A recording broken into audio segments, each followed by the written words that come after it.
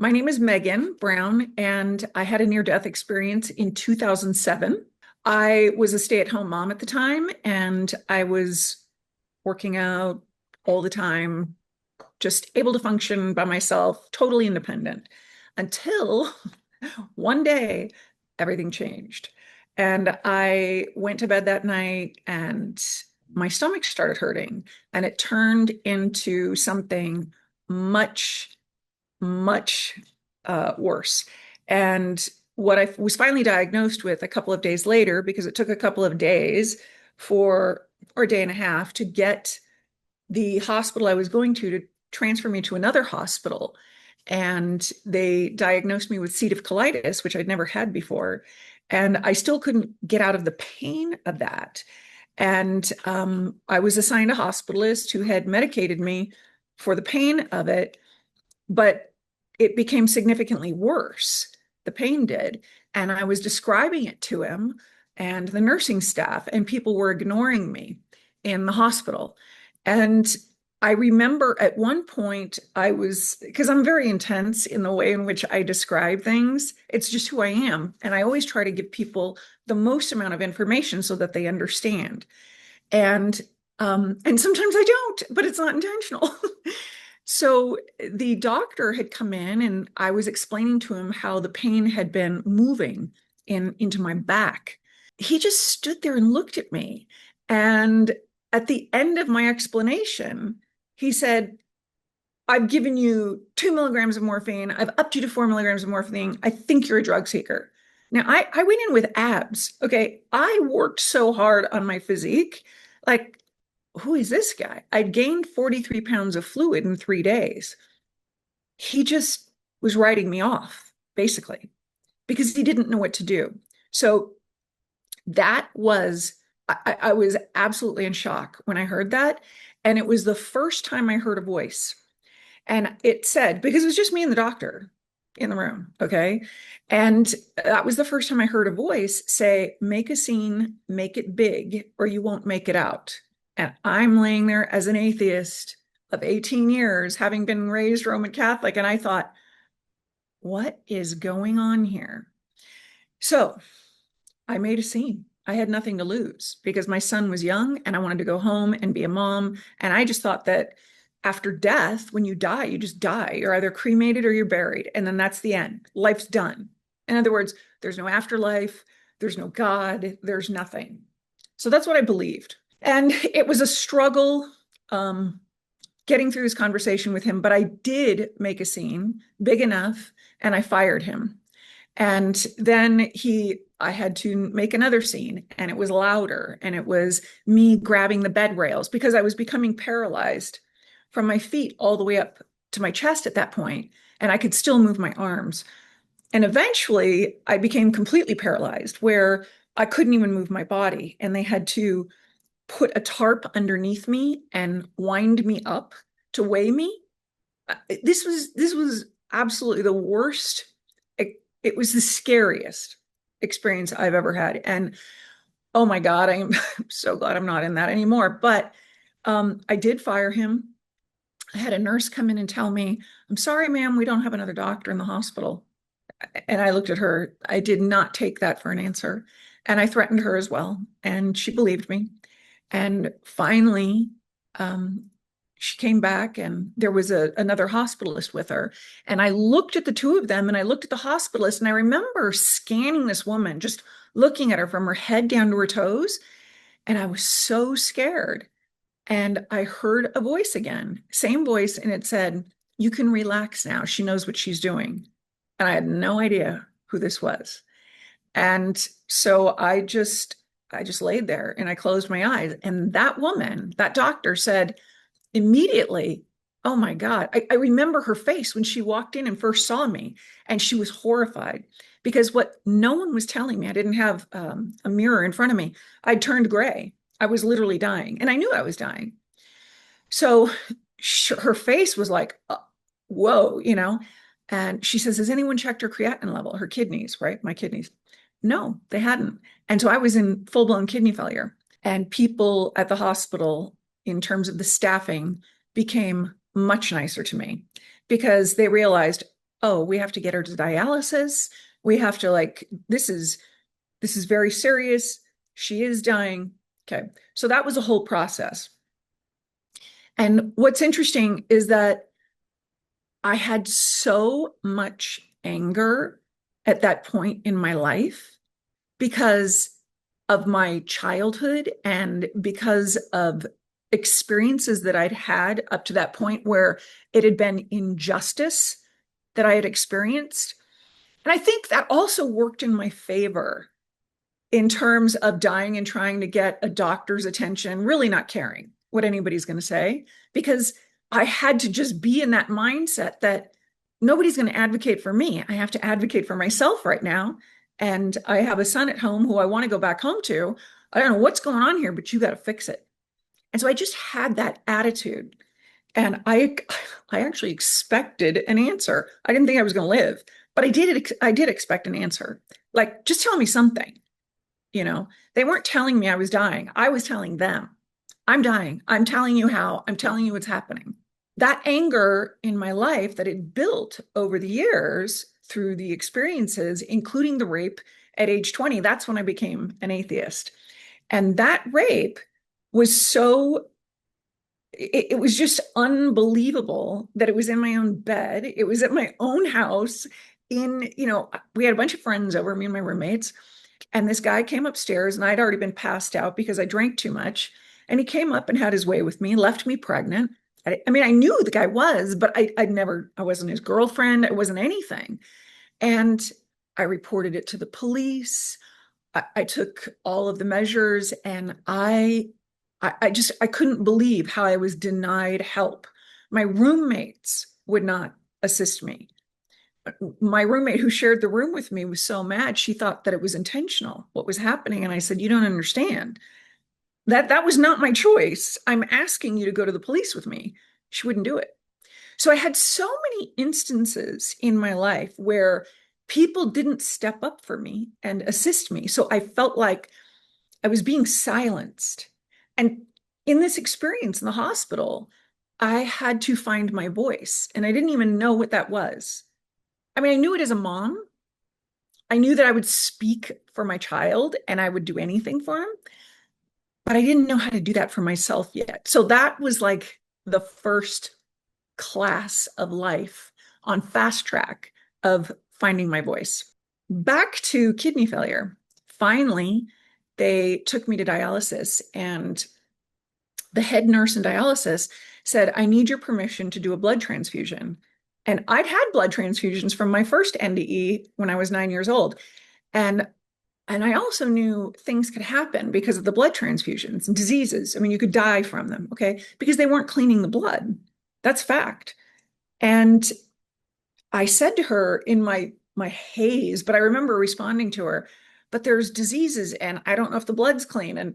And she again stated the same question. I need your permission. Do I have your permission to do blood transfusions with you? And then that same voice said, just say yes.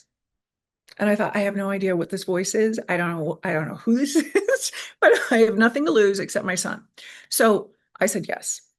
And then that's when everything shifted. And I remember, like, the next thing that I remember was walking through the clouds, but I don't know how long after that permission that it happened because I was in so much pain. I don't remember, and I can't remember how, if it was the full day, was it overnight when the, visit to heaven took place? I have no idea, but I remember walking through the clouds and I'm looking around like it's Earth, this big giant green park with trees and the blue sky and the white clouds and birds flying. And then over to my left, there was Jesus waiting for me.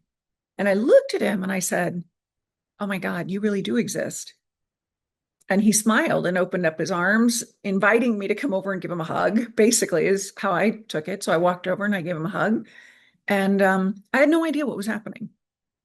I thought, is this heaven? It's just him. What's going on here? And he turned me with him to walk with him. And he said, come on, we have a lot of work to do. And I said, yeah, no kidding. You're dealing with me. Like, I knew I was an atheist ex-Catholic. So I'm a little confused at that point. And by the way, where am I? you know, But he just took me to the gold capsule where I met my other guides, and that's where I had my life review. So that was the very beginning of heaven. Did you have any sense of time? Of time from what? In what regard? I mean, there was no time in heaven. I never felt any time in heaven. That's timeless. You just are. You are an energy that is not restricted by anything. So that's the best way that I can describe it. But in terms of was that, 5 hours after that nurse asked me, I have no idea. During the life review, did you experience feelings from other people's perspectives? Oh yes. Oh yes. As a matter of fact, I stood there and you go back to the very beginning. And you hear everyone's interaction with you. You feel everyone's feelings that are in whatever part of your life review you're in, good, bad, and the ugly. You get it all. And that's what was so hard as I watched my life review. I I'd had my first NDE where I was in this horrible car accident and my best friend and her mother died. They were the only other two in the car. And so I broke my legs. I had all of this stuff. And it's like I was in a coma for a while. I mean, it was hardcore physical, just, pain. Well, I had to feel it all again. So when I say that some of the stuff was difficult to feel, it's things like that. Oh, yeah, you've got to feel it again. All right. And so there were moments during my life review when my guides, who were Jesus, Archangel Michael, Mother Mary, El Moria, and Saint Germain, and those last two, I didn't know who they were. They were introduced to me while I was there, and they would pause the video and allow me to express my emotions, and they would just watch me. And it was as if they just stood and watched, but it wasn't awkward. They weren't wondering, like, well, are you through it yet? There was no expectation, in other words, of me to be anything other than who I was being in that moment. And it was very loving what I experienced with them as they witnessed me having to relive everything that I was watching. And I don't know how many times they stopped the video for me, but, and it was multiple times. And at the end of like getting me back to get ready to watch more, they would look at me and say, "This too shall pass." And I thought, well, that's such a powerful statement. This too shall pass. Okay. And so it was like they were preparing me for whatever was coming, right? So it would prepare me for the next time that it was possibly going to stop. And by the end of my life review, I remember there was a shift inside of me that I didn't necessarily, I didn't feel the exact, I didn't feel like a victim to life. This is recently I started thinking about this because I'm writing this book and I'm describing things in more detail. And so I will describe it like this. I didn't feel like a victim in those circumstances any longer at the end of my life review. Instead, I became the observer, but I didn't know that I was just being the observer. So they asked me a question at the very end of my life review, and they said, "And what do you feel about this? What do you think about this?" Because they were curious. And I said, "This too shall pass." And in that moment, when I responded with that, I understood what that meant. I knew that there's something to this. Nothing is constant but change. And I just witnessed it. And they're here with me. And so I still didn't understand. I knew it was a life review, but I had no idea what was happening. I knew it was a life review. I knew they were my guides, but I didn't know what was planned. And how did it feel like to come back again in your body? Oh, I remember that moment when I opened my eyes. It was daytime, and the nurse was picking something up on the floor or moving something on the floor to the left of my bed. And I opened my eyes and I announced, "I just saw Jesus." And she looked at me and she goes, "Oh, you're awake," because I'd been out of it for so long. And so it didn't hurt coming back into my body, but I do remember leaving heaven before waking up, and I did not want to come back. at all. I did not want to come back. Did you see any relatives or friends on the other side? Well, I didn't see any relatives because they were all alive. So my grandparents were alive. They lived until they were in their mid 90s. So everybody was still on Earth. I saw souls who I didn't know on Earth. I mean, I knew who they were, but I didn't know them personally. And it was from them that I learned so many beautiful things and had experiences with not only them, but others.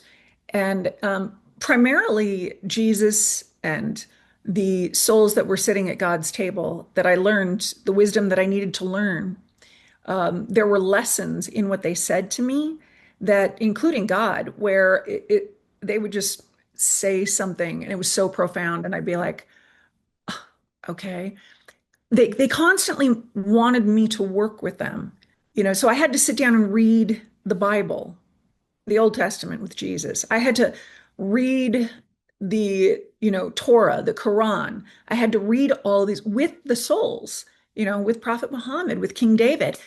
And I don't, I don't share that very often because it's kind of like, what, how does that? And listen, I'm just telling you, they will put you through a class. That's what they made me do. I feel like I was in heaven college or something, and I had to come back. I had to pass the classes, but it isn't even about passing there. It's about, okay, we've told her enough.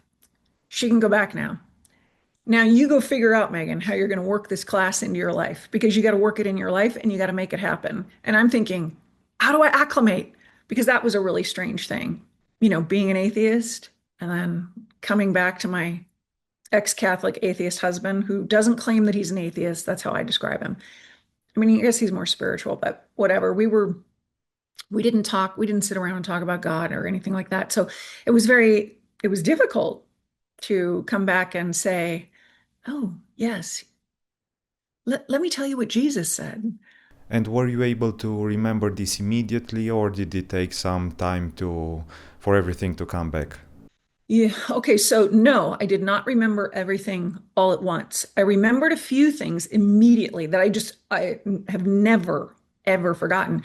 And then what happened is that as time went on, and this happened for a few years, they would give me memories and I'd be like, oh my God, I remember that. It's like, oh yeah. And then I could see the conversation and it's like I'm living, oh, remember 10 years ago? Do you remember when we went to that park and it was like that? And I'm experiencing the lived moment again. I don't know how to describe it other than no, it doesn't come back all at once. Some of it came back and it was just never went away. Did your life change a lot after your near-death experience? Oh, it changed. It changed 180 degrees. I mean, I don't have the same feelings around experiences in my life any longer. So um, all of the difficult experiences, for instance, that I've had in my life before that NDE, my third one, I don't have the emotions attached to it any longer that were attached to me that built the anger. And really underneath that anger was such a sadness because nobody would listen to me. And I felt like I was being silenced in many circumstances in my life. And so there got to be a point where it's like, oh, don't worry about it. They can't help it. I finally got into that understanding, but that has developed since that NDE. That has developed tremendously because there's still work that you have to do psychologically, emotionally, spiritually, just as an individual. Forget about an NDE. Okay, you've got to do that in your life anyway, but then add an NDE on it. And I come back and I'm living in this Christian town, primarily born again Christian. And they're asking me, and I was an atheist moving there, and they're asking me, well, what church do you belong to? And I was told, just tell them you're Catholic. They'll leave you alone. And I did grow up Catholic. So I said, oh, I'm Catholic. Oh, we are going to hell. All right, great. That's what I was met with. So I just thought, great. I had no response to that other than, okay, here we are. But when you come back after having met so many religious deities that people are following here on this planet, I felt like I wanted to share with others how beautiful the experience was. And oh my God, it was so exciting on multiple levels. And it was love. That's what I remember. And I so deeply wanted to share that with everybody who was curious. And I would begin to. And some people I noticed would listen to me and look at me like, no, that couldn't have happened. No, that couldn't have happened. Why are you talking about all of these religious deities? Why that? No, no, no. Did you see Jesus? Did you see God? God is Jesus. I say, no, God's not Jesus. God, you want to see his face? It's on the Shroud of Turin. Go check it out. That's God's face. Jesus, that's not Jesus. People, it's almost like reject my response or my story that I was sharing with them based upon what they felt the belief was for them, you know? So I withdrew from the get-go, from the very beginning, because that was just like the people that I knew, and some just didn't want to hear it. So it was very difficult, and I felt like I had to silence myself because my son was so young, and I didn't want him to be ostracized because of his mother's newfound belief system based upon an NDE that I couldn't, explain other than, oh yeah, I saw them and da da da. How do you do that? There was no instructional. And so that's why it was tough enough to talk to my then husband about it. And I couldn't explain other than, well, yeah, here's what happened. But he didn't want to hear it. So it was tough. It was tough. But it took years. And about 3 years ago is when I was approached for the first time to share my story. And I thought, well, why not? God told me to tell everything. And my son's grown now, so he'll be fine. What is the most important lesson you learned and want to share with everybody? Okay, so the first order that God gave me while I was seated at his table within like earth time, within the first 5 minutes, he said, Megan, tell everyone acceptance is synonymous with love. And I just thought, okay, I can do that. But he didn't say how to do it, what it meant. He didn't tell me any of that. I had to figure that out. So that was his first order. And that is the one thing that is the primary for the entire world to do. Understand what that means, because that's where the peace is. That's where it exists, is in understanding what love is. After your near death experiences, I would assume you are not longer as afraid of death as most of us. What would you say to people who are afraid of what comes next? I would say to everyone that, first of all, there is no death. That doesn't exist. That I know now for sure. What we do as we are here on Earth is we are just transitioning. Our body shows up at a different, it's like showing up at a different planet that we just move into energetically. So we're not alive here. Our engine, our soul, and our human body, right? It's done. It doesn't work here on this planet anymore. And so now it's just working in heaven. That's how I describe it. And there is no death. You go, wow, this is what is after Earth. Oh, this is beautiful. This is incredible. So I wouldn't be scared of dying. And I can say that having been in that position where I was scared of dying because I was scared of not being alive for my son and having my family. But now that doesn't concern me at all. Thank you very much, Megan. How can people find more about you? Well, they can go to conversationswithmegan.com. That's my website. And there's an email address on there, and they can reach out, ask me any questions. I do psychic readings because I got that gift after my near-death experience in 2007. I was able to come back and I started to hear things that were happening and I couldn't understand. And I started to see things and I'm thinking, okay, what is this? But it's the next level. It's a next level of understanding how to communicate is what I came back with. So that's what I do. And I'm an author and I teach courses online now about love. And I've got another one coming up that begins September 1st, as a matter of fact.